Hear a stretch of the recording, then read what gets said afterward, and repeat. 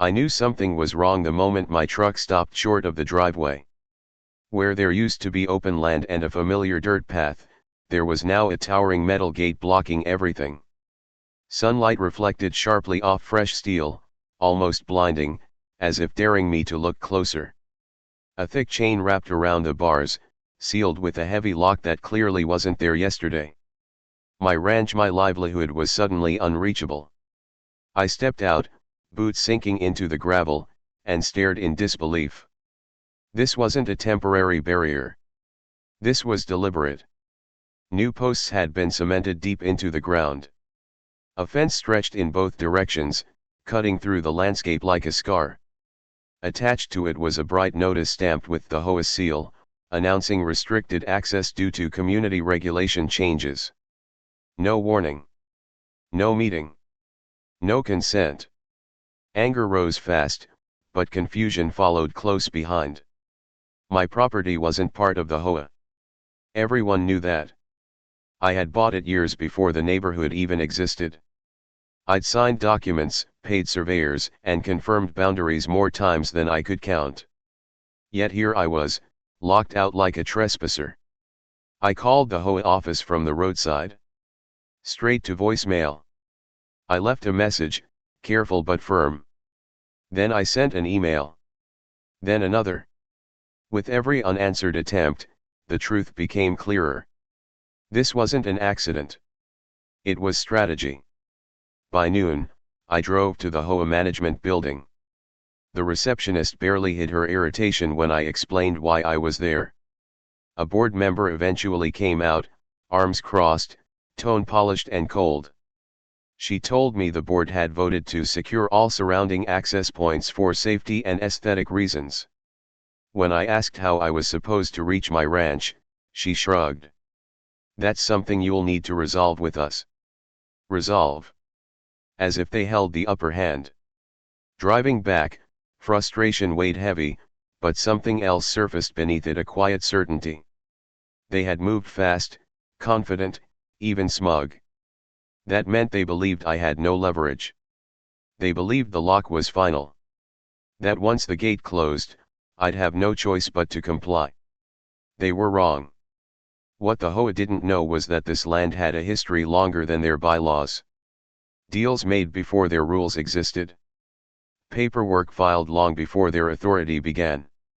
And most importantly, one overlooked detail that turned their lock into nothing more than decoration. As I reached into my pocket, my fingers wrapped around cold metal, and I smiled for the first time that day. The next morning, I didn't rush back to the gate. That's what they expected: panic, desperation, endless calls. Instead, I sat at my kitchen table, coffee untouched, reviewing old documents spread out like a quiet battlefield. Deeds, surveys, access agreements, papers most people skim once and forget. I had kept every single one. Not because I was paranoid, but because land teaches you one thing early: if it matters, someone will try to take it. By mid-morning, my phone finally rang. HOA management. The tone was polite now, almost friendly. They said the board wanted to discuss a cooperative solution. I didn't argue. I didn't threaten. I simply said I'd stop by later. When I arrived, the mood had shifted. Smiles were practiced. Voices softer. They talked about safety concerns, community harmony, shared access. Words meant to sound reasonable. One board member slid a document across the table, an agreement granting me limited access hours, monitored entry, and future review. In exchange, I'd acknowledge HOA authority over the gate. I read it slowly, carefully. Every sentence assumed something they still didn't know. They believed access to my ranch existed solely through their gate. They believed control came from locks and chains. And most importantly, they believed I needed their permission. I asked one question. Who installed the gate? They exchanged glances. The HOA, someone answered. And who authorized it on that specific parcel? Silence followed. Not long, but telling. They assured me everything was legal, permitted, approved. I nodded, folded the agreement neatly, and declined to sign. Their patience thinned immediately. The smiles faded. One board member leaned forward and warned me about fines, violations, even legal action if I attempted to bypass the restriction. I thanked them for their time and stood to leave. Outside, I didn't go home. I drove straight back to the ranch perimeter, parking where the fence met an older section of land most people ignored. The gate stood there, solid and confident, just as it had the day before. But confidence without knowledge is fragile. I didn't unlock it. Not yet. Instead, I walked the boundary slowly, tracing lines the HOA never bothered to study. Paths erased from memory. Agreements signed decades earlier. The kind of details that don't show up in community newsletters or board meetings. As the sun dipped lower, I understood something clearly. The HOA wasn't reckless. They were arrogant. And arrogance blinds people to details that don't fit their assumptions. They thought the lock ended the story. They had no idea it was only the beginning. By the third day, the fence had become a symbol. Neighbors slowed their cars to stare. Some whispered. Others avoided eye contact completely. The HOA, meanwhile, acted as if nothing unusual was happening. Emails went unanswered again. Calls were redirected. Silence was their weapon now, and they believed it would wear me down. It didn't. That afternoon, I met with a surveyor I trusted, someone who had worked the land long before subdivisions carved it into neat rectangles. We spread maps across the hood of his truck near the fence line. He traced boundaries with a weathered finger, stopping at a narrow strip of land running parallel to the gate road. "This right here," he said quietly, "isn't theirs." I already knew, but hearing it confirmed sent a slow smile across my face. That strip wasn't wide. It wasn't obvious. And it certainly wasn't convenient. But it existed, legally recorded and properly filed decades earlier. An access easement tied to my deed, granting permanent entry regardless of surrounding development. The HOA had schemed maps, assumed continuity, and fenced everything in one confident sweep. They never checked the fine print. The next morning, an HOA violation notice appeared taped to my fence-facing mailbox. It warned against unauthorized activity near restricted access points. I laughed out loud. They were trying to intimidate shadows, unaware they were standing on the wrong ground entirely. I spent the day preparing, not physically, but mentally. I reviewed timelines, emails, meeting dates. Every step the HOA took had been rushed. No individual notices. No due process. No acknowledgement of existing rights. They'd relied on speed and authority, not accuracy. By evening, a tow truck arrived near the gate. Two HOA representatives watched as if expecting a confrontation. Instead, I waved politely and continued walking straight toward the overlooked strip of land. Their faces tightened when they realized where I was headed. I stopped at a small, older gate half hidden behind brush. Rusted hinges. Faded paint. Forgotten by everyone except me. I pulled out the key then. Not the one they feared, but the one that mattered. The key tied to recorded access, notarized agreements, and a history older than their board. The lock opened easily. The sound echoed louder than the first gate ever had. I drove through slowly, deliberately, dust rising behind my tires as I entered my ranch without touching their precious new fence. The tow truck operator stared. One HOA member raised a phone, already dialing someone else. That was the moment it clicked for them. They hadn't locked me out. They had locked themselves into a mistake. By the next morning, the HOA office was buzzing in a way it never had before. Phones rang without pause. Emails flew back and forth, marked urgent, confidential, immediate. I knew this because one of those emails accidentally landed in my inbox sent by mistake in their sudden rush. It mentioned unexpected access, legal exposure, and a hastily scheduled emergency board meeting. They were scrambling. When I arrived at my ranch that day, 2 HOA vehicles were already parked near the new gate. The same gate they believed defined their authority now stood useless, its lock untouched, its purpose exposed. A board member paced beside it, rehearsing phone calls, while another argued with someone on speaker, voice low but sharp. They hadn't anticipated resistance, let alone precision. I went about my work as usual. Livestock checked. Equipment inspected. Nothing rushed. Nothing dramatic. Calm is unsettling when someone expects outrage. Every time one of them glanced my way, their frustration deepened. I wasn't begging. I wasn't negotiating. I was existing on my land. By noon, a formal letter arrived, hand-delivered. It accused me of violating HOA boundaries by circumventing restricted access. The wording was careful, defensive. No threats this time. No fines listed. Just a demand that I cease using unapproved entry points immediately. I read it once and folded it neatly. Minutes later, another letter came. This one requested a meeting. Not demanded, requested. They wanted to clarify misunderstandings. I agreed to meet the following day. That evening, I reviewed the HOA bylaws they relied on so heavily. Clause after clause spoke of authority, enforcement, compliance. None of them applied to land they didn't own. None of them erased recorded easements. Power collapses quickly when its foundation is assumption. The next morning, the meeting room felt different. No coffee. No small talk. Faces tight with stress.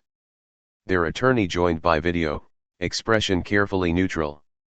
They asked how I'd access the property. I answered truthfully. They asked why I hadn't informed them. I asked why they hadn't informed me before fencing land they didn't control. Silence followed. They finally admitted what I already knew. Their surveys were incomplete. Their decision rushed. Their confidence misplaced. The fence had been installed without full verification. Undoing it would cost money. Leaving it would cost more. As I stood to leave, one board member asked quietly, "What do you want?" I paused. What I wanted was simple. And they weren't going to like it? The room stayed quiet after the question left the air. They expected a demand for money, maybe an apology, or some dramatic threat involving lawyers and courts. That's how these situations usually went. Instead, I took my time. Rushed words benefit the side that's already losing control. I want my access respected, I said calmly. And I want this fence removed from any land you don't legally control. Their attorney shifted in his chair on the screen. A board member scribbled notes too fast to be useful. Another stared at the table, jaw tight. They had prepared for confrontation, not clarity. One of them tried to regain footing. She talked about compromise. Shared responsibility. Future cooperation. Her words floated carefully, avoiding admissions. I listened without interrupting. Then I slid copies of my documents across the table: easement records, survey confirmations, dated approvals. Everything highlighted. Everything undeniable. The tone changed instantly. They asked for time to review. I agreed. Days passed. The gate remained. The fence stayed. But their confidence didn't. HOA notices stopped arriving. Emails softened. Language shifted from enforcement to coordination. Power retreats quietly when it realizes it's outmatched. By the end of the week, they returned with a proposal. They would remove the fence section interfering with my easement. They would revise their access maps. In return, they wanted a mutual non-dispute clause: no public acknowledgement of their error, no formal complaints filed. I considered it. This wasn't about revenge. It was about precedent. If I let them quietly erase the mistake, they'd repeat it with someone else. Maybe not tomorrow. Maybe not next month. But eventually. I countered. The fence would come down entirely from my boundary. Written confirmation of my access rights would be distributed to all HOA members. Any future changes affecting surrounding properties would require direct notice and verification. And one more thing: no retaliation, hidden or otherwise. Their attorney asked for a private moment. The room cleared except for me and the quiet hum of the overhead lights. When they returned, the decision was written all over their faces. They agreed. 2 days later, crews arrived. The same fence that had appeared overnight came down piece by piece.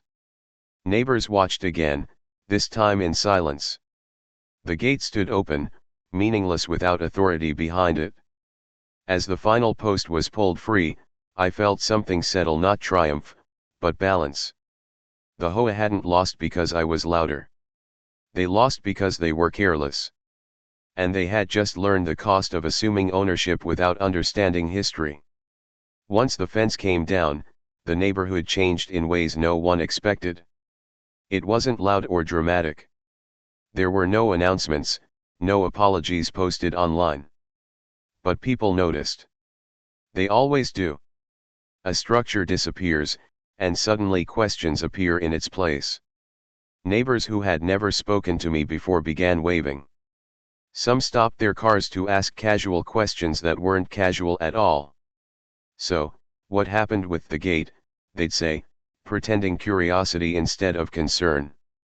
I answered politely, briefly, never embellishing. Truth didn't need decoration. The HOA tried to move on quickly. A short email went out about updated boundary clarifications and ongoing commitment to transparency. No mention of mistakes. No acknowledgement of what had almost happened. But silence like that only works when no one fills it. And people were filling it. Rumors spread faster than the fence ever went up. Stories changed as they traveled. Some said the HOA had backed down after legal threats. Others said I'd found a loophole buried in old records. A few assumed I'd paid someone off. None of them were fully right, but all of them shared one idea: the HOA wasn't untouchable. That idea mattered. A week later, another homeowner knocked on my door. Then another. Quiet conversations followed. They told stories of fines that made no sense, warnings that felt personal, rules that shifted without notice. What I'd faced wasn't unique. It had just been more visible. I listened more than I spoke. The HOA noticed too. Board members became careful in public. Meetings grew shorter. Language softened. Enforcement slowed. Authority, once unquestioned, now hesitated before acting. They had learned something they couldn't unlearn: that control depended on ignorance, and ignorance didn't last forever. One afternoon, I received a letter. Not from the HOA, but from a resident group proposing an independent review of recent HOA actions. They asked if I'd attend, maybe share my experience. I didn't respond right away. That night, I stood at the edge of my land, watching the sunset stretch across open ground that had almost been taken from me. The lock, the fence, the confidence behind it, all gone. But the impact remained. This had stopped being about my property. It was about what happens when authority moves faster than accountability. About how easily people accept rules until someone proves they don't have to. I knew then that the story wasn't finished. Not even close. The community meeting was scheduled for a Thursday evening, early enough to seem harmless. The HOA framed it as an open discussion, a chance for residents to voice concerns in a constructive environment. I knew better. Meetings like this were usually performances: controlled questions, rehearsed answers, and a quick adjournment before anything uncomfortable surfaced. The room filled fast. People who had never attended before took seats along the walls. Others stood near the back, arms crossed, expressions cautious but alert. The board members sat at the front, smiling too often, shuffling papers they wouldn't need. They hadn't planned for this many people. When the floor opened for comments, silence lingered for a moment. Then one homeowner stood and asked about recent fines issued without written notice. Another asked why property boundaries had been altered without individual consent. Each question was calm, reasonable, impossible to dismiss without sounding defensive. The board responded carefully at first. General statements, policy references, vague reassurances. But the questions kept coming, sharper now, more specific. Someone mentioned the fence. Someone else mentioned the gate. Heads turned toward me without a word spoken. I hadn't planned to speak. Not at first. But silence can look like agreement, and I wasn't willing to offer that. When I stood, the room quieted instantly. I didn't accuse. I didn't dramatize. I described facts. Dates. Documents. Decisions made without verification. I explained how easily my access had been taken and how quietly it had almost stayed that way. The board watched closely, measuring every sentence, searching for exaggeration that never came. That's what unsettled them. Truth spoken plainly leaves no room to maneuver. By the time I finished, the mood had shifted completely.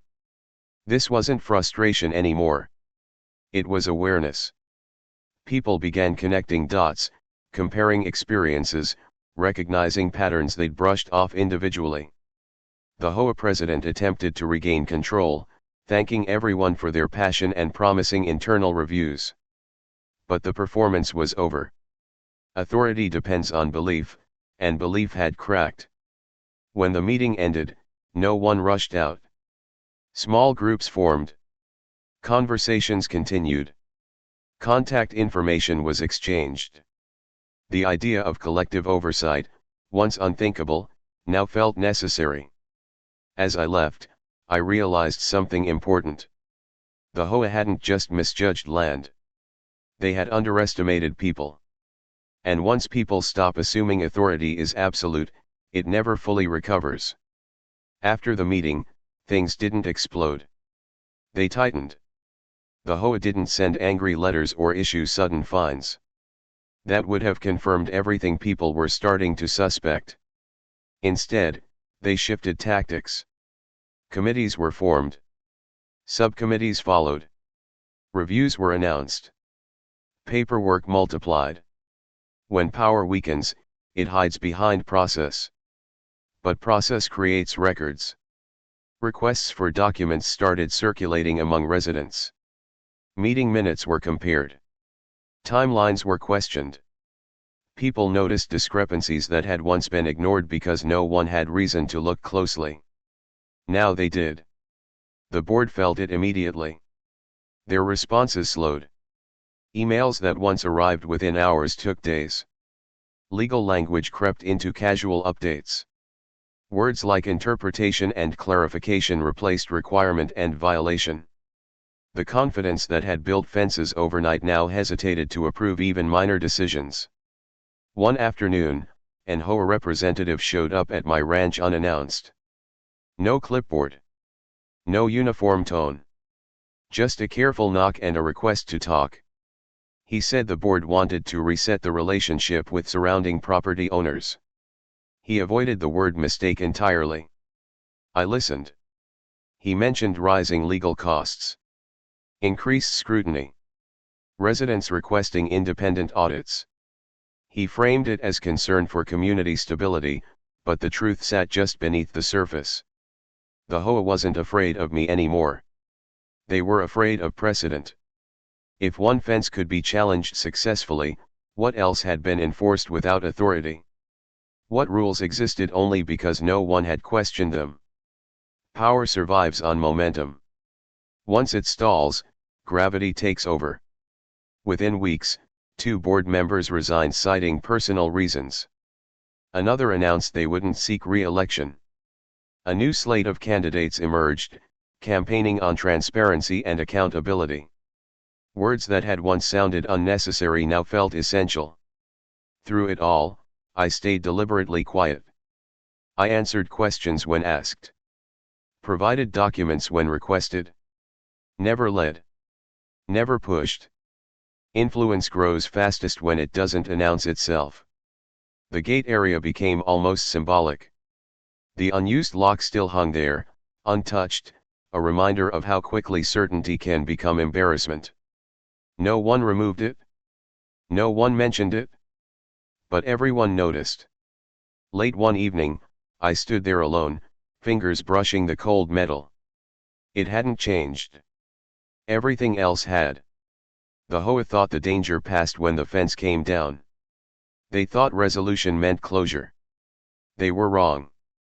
Because once people realize they can question authority, they don't go back to silence. And the final reckoning was closer than anyone expected. The final change didn't come with noise or conflict. It arrived quietly, like understanding often does. One morning, a notice appeared on the HOA website announcing revised governance procedures, mandatory boundary verification, and an independent oversight committee elected by residents. The language was careful, almost humble. Power rarely admits defeat directly. It just reshapes itself to survive. The gate was addressed last. A short line in the update mentioned removal of obsolete access controls. No explanation. No context. Just confirmation. A week later, the lock disappeared. Not ceremoniously. No announcement. One day it was there, and the next it wasn't, leaving only faint scratches where authority once hung so confidently. I drove past without stopping. There was nothing left to prove. New board members were elected soon after. Meetings became longer, slower, sometimes frustrating but transparent. Votes were documented. Notices were delivered properly.